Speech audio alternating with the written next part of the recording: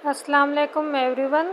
तो आज से हम वीडियोस स्टार्ट कर रहे हैं और इन वीडियोस में मैं आपको मेडिसिन के चैप्टर्स के बारे में बताऊंगी कि कौन कौन से चैप्टर्स जो हैं उनमें से कौन कौन से एमसीक्यूज़ जो मोस्टली टॉपिक्स अक्सर एग्ज़ाम्स में आते हैं या अक्सर वाइवास में पूछे जाते हैं उनके बारे में मैं आपको बताऊंगी। तो इंशाल्लाह हम हर एक चैप्टर जो है वो कवर करेंगे और हर एक चैप्टर में मैं आपको इम्पोर्टेंट एमसीक्यूज़ के बारे में बताऊंगी और जो क्वेश्चंस एग्ज़ाम्स में आते हैं उनके बारे में और कौन कौन से टॉपिक्स आपको ज़्यादा पढ़ने चाहिए, जिन पे आपको ज़्यादा ध्यान देना चाहिए, उनके बारे में बताऊंगी।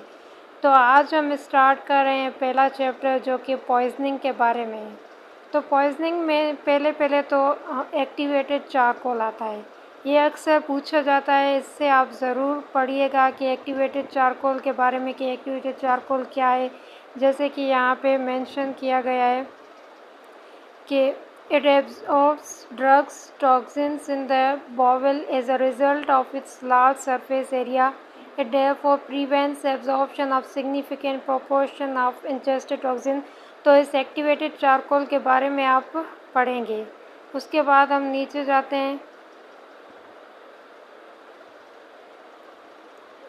आप ये जो प्रोसीजर्स हैं जिसमें एक्टिवेटेड चारकोल आ रहा है, गैस्ट्रिक लेवेज आ रहा है, उसके अलावा होल बाउल लाइगेशन, इसको आप रीड कर लेंगे कि इनमें क्या क्या हो रहा है और किस तरह से ये प्रोसेस हो रहे हैं, ये आप जस्ट रीड करेंगे। ओके। उसके बाद आता है यूरिनरी अल्कलाइनाइजेशन, इसे भी आप रीड करेंगे। इसे आप ज़रूर रीड करिएगा, इसके बारे में जो भी लिखा है ये आप अच्छे से समझ लीजिएगा। जैसे कि यहाँ पे लिखा हुआ है कि basic substances will be reabsorb from urine if urinary pH is basic. मतलब ये है कि अगर हम यूरिन की पीएच बेसिक करेंगे तो उसमें बेसिक सब्सटेंसेस ज़्यादा एब्जॉर्ब होंगे, और अगर यूरिन की पीएच एसिडिक होगी तो एसिडिक सब्सटेंसेस ज़्यादा एब्जॉर्ब होंगे। तो मतलब ये है कि अगर हमें कोई चीज़ एक्सक्रिएट करनी है बॉडी की तो हम उसके अपोजिट यूरिन की पीएच करेंगे।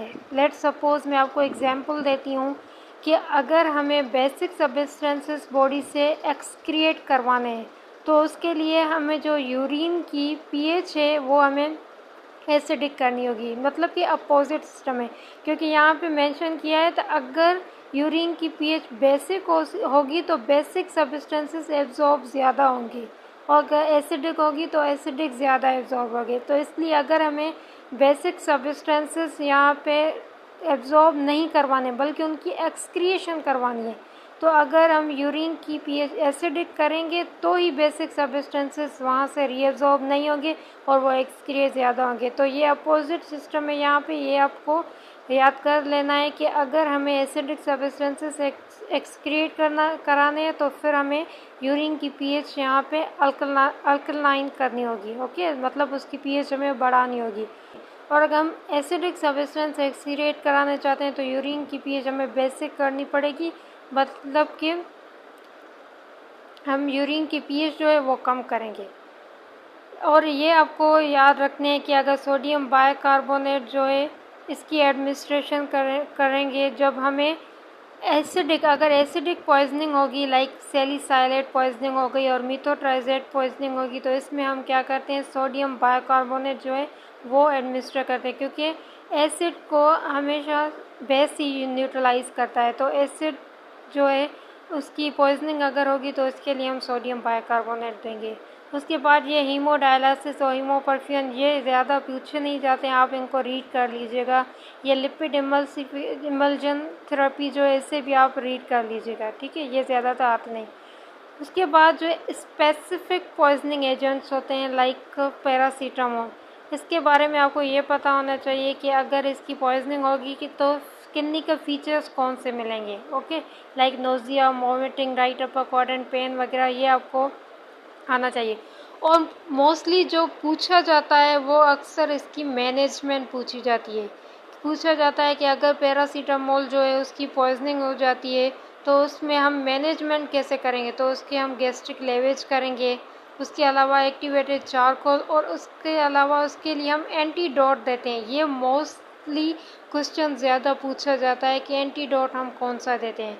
तो ये आप याद रखिएगा कि IV एसिटाइल सिस्टीन हम देते हैं जो पैरासीटामोल का एंटीडोट होता है। तो ये आपको क्वेश्चन आता है, ये आप ज़रूर पढ़ लीजिएगा। उसके अलावा जो चीज़ें हैं उसे आप रीड एक दे दीजिएगा। मोस्टली पूछा यही जाता है कि अगर पैरासीटामोल पॉइजनिंग हो रही है तो उसका हम एंटीडोट कौन सा देंगे, तो IV एसिटाइलसिस्टीन देंगे। ओके। और क्लिनिकल फीचर्स आपको क्वेश्चन में मेंशन करेंगे कि पेशेंट आता है, उसे नोजिया है, वॉमिटिंग है, राइट अपर क्वाड्रेंट पेन है, तो उसे बताएं कि कौन सी पॉइजनिंग हो गई है। तो इसलिए आप क्लिनिकल फीचर्स याद कर लें और एंटीडोट जो हम देते हैं वो आपको ज़रूर याद करना है। इस तरह से सैलिसाइलेट पॉइजनिंग हो गई, इसके भी हम क्लिनिकल फीचर्स पढ़ लेंगे कि माइल्ड में कौन से होते हैं, नोजिया, वॉमिटिंग, टिनिटस, डीफनेस, मतलब क्लिनिकल फीचर्स आप सबके पढ़ेंगे। और मॉडरेट में कौन सी होती है, तो पेरिफेरल वेजोडायलेशन होती है या बाउंडिंग पल्सेस मिलती है। सीवियर में हमें हाइपरग्लाइसीमिया, हाइपोपायरेक्सिया, हाइपोप्रोथ्रोम्बिनीमिया मिलता है। Renal failure, pulmonary oedema, shock, cerebral oedema.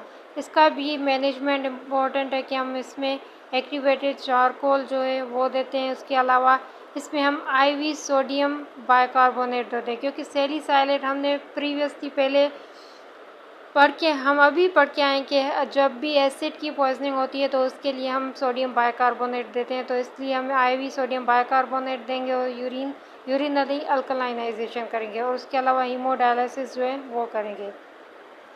उसके अलावा ट्राईसाइक्लिक एंटी डिप्रेसेंट्स आते हैं। ट्राईसाइक्लिक एंटी डिप्रेसेंट्स के भी क्लिनिकल फीचर्स इंपॉर्टेंट है, क्योंकि अक्सर क्वेश्चंस आते हैं उनमें आपको क्लिनिकल फीचर्स देते हैं कि एक पेशेंट आया, उसे टेकिकार्डिया हुई, हाइपरटेंशन, कंफ्यूजन, हेल्यूसिनेशंस और मोस्टली प्यूपिल्स के बारे में बताया जाता है कि उसके प्यूपिल्स डायलेटेड है। अब बताओ कि उसकी कौन सी पॉइजनिंग हुई है, तो हम उसे ट्राईसाइक्लिक एंटी डिप्रेसेंट पॉइजनिंग कहेंगे।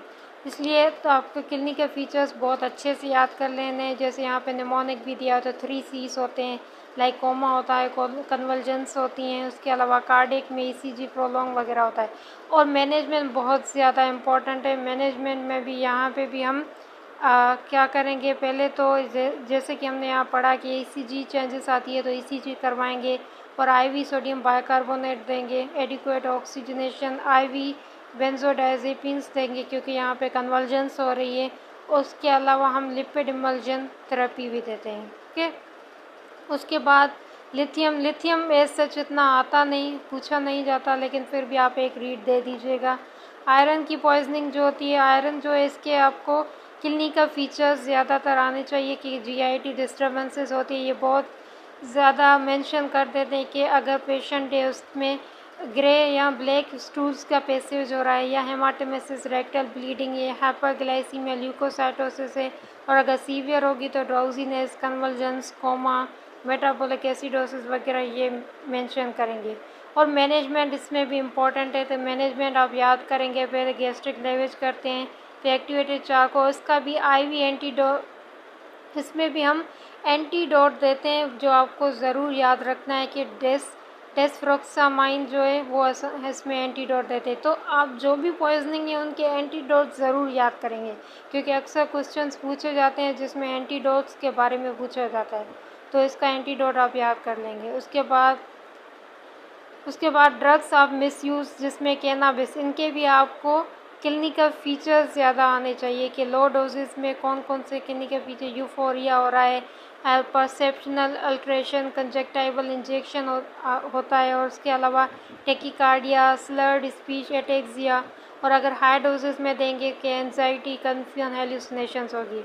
उसके बाद मैनेजमेंट यही है कि हम कैनाबिस, स्मोकिंग और कैनाबिस की इंजेक्शन जो होती है ना, ये मतलब कैनाबिस की पॉइजनिंग जो है वो बहुत रेयर होती है। ठीक है, ज़्यादातर केसेस नहीं होते कैनाबिस की पॉइजनिंग के। जस्ट इसमें अगर कोई कैनाबिस पॉइजनिंग के साथ आता भी है तो उसमें हम सपोर्टिव ट्रीटमेंट देते हैं। उसके अलावा बेंजोडाइजेपिन्स, इसमें भी आपको क्लिनिकल फीचर्स आने चाहिए कि रैपिड ऑनसेट वीकनेस होती है, एटेक्सिया, ड्राउजी, आइज़ में डिप्लोपिया, निस्टेगमस, CNS डिप्रेशन होती है रिस्पेक्ट, क्योंकि बेंजोडाइजेपिन्स मोस्टली डिप्रेशन ही काज करवाते हैं, तो CNS डिप्रेशन होगी, रेस्पिरेटरी डिप्रेशन वगैरह होगी। उसके अलावा इसकी मैनेजमेंट में आपको ये बहुत इम्पॉर्टेंट चीज़ है कि इसमें भी हम एंटागोनिस्ट कौन सा देते हैं। तो ये फ्लूमाजेनिल, ये क्वेश्चन बहुत ज़्यादा पूछा जाता है कि अगर पेशेंट है वो बेंजोडाइजेपिन पॉइजनिंग के साथ आएगा तो आप उसमें कौन सा एंटागोनिस्ट देंगे। तो फ्लूमाजेनिल, या उसमें हम मैनेजमेंट किस तरह करेंगे तो फ्लूमाजेनिल देते हैं। ठीक है, तो ये आपको ज़रूरी याद करने हैं। उसके बाद कोकेन आता है। कोकेन के बारे में भी आपको क्लिनिकल फीचर्स आने चाहिए। उसके अलावा कोकेन का भी मैनेजमेंट आपको आना चाहिए कि कोकेन के मैनेजमेंट में हम उसे आईवी डायजेपिन देंगे, एजिटेशन और कन्वल्जेंस जो होगी उसके लिए देंगे। उसके अलावा उसकी एक्सटर्नल कूलिंग करेंगे क्योंकि हाइपरथर्मिया हो रही है। और इसके अलावा अगर उसके साथ साथ कोकेन के साथ साथ बेंजोडाइजेपिन बेंजोडाइजेपिन, एस्पिरिन और नाइट्रेट्स देंगे अगर पेशेंट में चेस्ट पेन और हाइपरटेंशन है। ठीक है, अगर कोकेन की पॉइजनिंग के साथ पेशेंट आ रहा है, उसमें चेस्ट पेन और हाइपरटेंशन है, तो उसमें हम बेंजोडाइजेपिन, एस्पिरिन दोनों साथ में देंगे और आईवी डायजेपम देंगे तो कन्वर्जेंस होगी। उसके अलावा कूलिंग करेंगे। और उसके अलावा ओपियोइड्स के बारे में भी आपको क्लिनिकल फीचर्स के बारे में पता हो। और उसके अलावा ओपियोइड्स का मैनेजमेंट, इसमें भी हमें ज़्यादातर जो है एंटागोनिस्ट वो याद रखना चाहिए।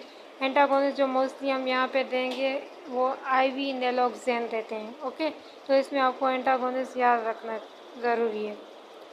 उसके बाद ये केमिकल और पेस्टिसाइड, इनकी पॉइजनिंग इतनी आती नहीं। कार्बन मोनोऑक्साइड से आप रीड कर लीजिएगा, इथाइलिन ग्लाइकोल, मिथेनॉल पॉइजनिंग ये नहीं आते। उसके बाद ऑर्गेनोफॉस्फोरस पॉइजनिंग, ये बहुत ज़्यादा पूछा जाता है। इसके क्लिनिकल फीचर्स मोस्टली पूछे जाते हैं कि क्लिनिकल फीचर्स इसमें सीवीएस पे कौन सा इफेक्ट आ रहा है, रेस्पिरेटरी, सीएनएस, मसल पे कौन सा इफेक्ट आ रहा है, एब्डोमेन में, स्किन, आई। और मोस्टली इसकी कॉम्प्लिकेशंस जो है ये बहुत ज़्यादा पूछी जाती है। तो मोस्टली किडनी के फीचर्स आपको याद रखने ज़रूरी है कि अगर किडनी का फीचर्स बहुत इसमें मस्कैरिनिक और निकोटिनिक इफेक्ट्स आते हैं। टिपिकल फीचर्स आपको याद रखने हैं कि रेस्पिरेटरी में हमें ब्रोंको कंस्ट्रिक्शन, ब्रोंकोरिया मिलेगा। सीवीएस में अगर मस्कैरिनिक एक्टिवेट होगा तो हाइपोटेंशन, ब्रेडिकार्डिया। अगर निकोटिनिक होगा तो हाइपरटेंशन, टेकिकार्डिया होगी। सीएनएस में कन्फ्यूजन, सीजर्स मिलेंगे। मसल्स में फेसिकुलेशन या पैरालिसिस। एब्डोमेन में अगर मस्कैरिनिक हो गया तो इलियस, पल्पेबल ब्लैडर मिलेगा। यूरिनरी रिटेंशन होगा। निकोटिनिक होगा तो वोमिटिंग और परफ्यूज डायरिया मिलेगा। उसके बाद स्किन में अगर मस्कैरिनिक होगा तो फ्लैशिंग, हॉट, ड्राई। निकोटिनिक होगा तो स्वेटिंग वगैरह होगी। आई में अगर मस्कैरिनिक होगा तो डिप्लोपिया, माइड्रियासिस। और अगर निकोटिनिक होगा तो लेक्रीमेशन और मायोसिस होगी। इस तरह से कॉम्प्लिकेशंस बहुत ज़्यादा पूछी जाती है। ऑर्गेनोफॉस्फोरस पॉइजनिंग के साथ पेशेंट आए उसमें कॉम्प्लिकेशंस मोस्टली आप बताएंगे कि फ्लैसिड पैरालिसिस होगी, प्रोसेटिस डी पॉइंटिस होता है, पेंक्रियाटाइटिस, हेपाटिक डिस्फंक्शन और पायरेक्सिया वगैरह होता है। तो इसमें किडनी का फीचर बहुत ज़्यादा इम्पोर्टेंट है।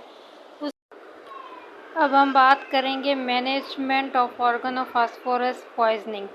अब मैनेजमेंट जो है इसका क्वेश्चन भी आता है और ये पूछा जाता है, तो आप मैनेजमेंट भी अच्छे तरीके से कर लें। मैनेजमेंट में हम पहले तो कॉन्टामिनेटेड क्लॉथ्स जो होते हैं उनको रिमूव करते हैं, स्किन को सोप वाटर से वॉश करते हैं। उसके अलावा एयरवे को क्लियर करते हैं और हाई फ्लो ऑक्सीजन वगैरह देते हैं। उसके अलावा गैस्ट्रिक लेवेज करते हैं। और इसके 2 एंटीडोट होते हैं, वो ज़रूर आप याद कर लीजिएगा क्योंकि ये एंटीडोट जो है वो एमसीक्यूज़ में पूछे जाते हैं। एक होता है एट्रोपिन और दूसरा होता है प्रालिडोक्सोन। ये दोनों एंटीडोट आप याद कर लें। उसके बाद आता है इंटरमीडिएट सिंड्रोम। ये ज़्यादा पूछा नहीं जाता, आप बस इसे रीड कर लीजिएगा। उसके बाद ऑर्गेनोफॉस्फोरस इंड्यूस्ड डिलेड पॉलीन्यूरोपैथी। इसका मतलब ये है कि अगर यहाँ पे मेंशन किया गया है कि it occurs 2 to 3 weeks after an acute exposure following chronic exposure. तो इसका मतलब ये है कि ये जो है ऑर्गेनोफॉस्फोरस इंड्यूस्ड डिलेड पॉलीन्यूरोपैथी ये 2 to 3 वीक्स बाद होता है। और इसमें क्या होता है, सेंसरी और मोटर पॉलीन्यूरोपैथी होती है क्योंकि इसमें लॉन्ग माइलिनेटेड नर्व फाइबर्स जो होते हैं उनकी डिजनरेशन आती है। तो जो प्रॉब्लम्स होती हैं वो सेंसरी और मोटर सिस्टम जो होता है वो इन्वॉल्व होता है। तो इसमें भी clinical features muscle cramps, numbness, paresthesias वगैरह होते हैं। Numbness paresthesia sensory pathway involve होने की वजह से होते हैं और उसके अलावा स्टैंडिंग पैरालिसिस वगैरह होता है जिसमें फ्लैसिड पैरालिसिस लोअर लिम्स की पहले होती हैं, बाद में अपर लिम्स की होती हैं और फिर अपर लिम्स की पैरालिसिस में रिस्ट ड्रॉप हो सकता है और अगर लोअर लिम्ब की पैरालिसिस होगी तो उसमें फुट ड्रॉप हो सकता है या हाई स्टेपिंग गेट या पैराप्लेजिया वगैरह। यह भी पूछा नहीं जाता लेकिन आप एक रीड ज़रूर दे दें। उसकी मैनेजमेंट आप देख लीजिएगा।